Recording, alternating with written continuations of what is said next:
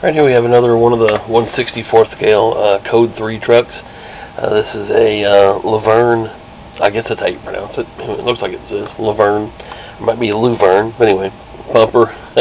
You firefighters and folks that are more knowledgeable of the apparatus can leave your hatred in the comment sections. Anyway, this is a Chicago Fire Department unit that was one of the special editions that Code 3 put out for St. Patrick's Day. Pretty neat, like chrome green paint job on the side. Looks pretty cool. But anyway, as you can see, Chicago decals on there, and added some lighting to that. Now this did have the vector, they weren't really vector, but like half vector light bars on these, with a couple of green pods on each side. And the customer asked me to remove those and add a low profile light bar, so I was able to use a 43rd scale light bar from one of them,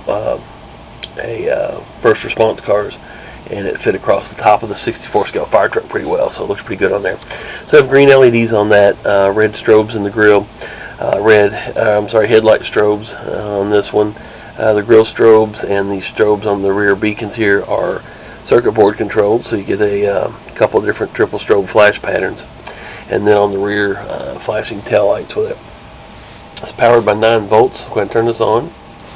Move this out of the way.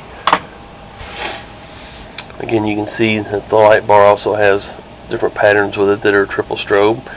Nice bright green for your St. Patrick's Day colors. Red strobes here in the grill. You'll see the triple strobes there, and then a simultaneous flash. Like I said, 2 speeds of triples and then a simultaneous flash. Headlights are just random strobe. The lights on the rear are, again, triple strobe wig-wag as well. And then, like I said, as I mentioned, just flashing tail lights on this.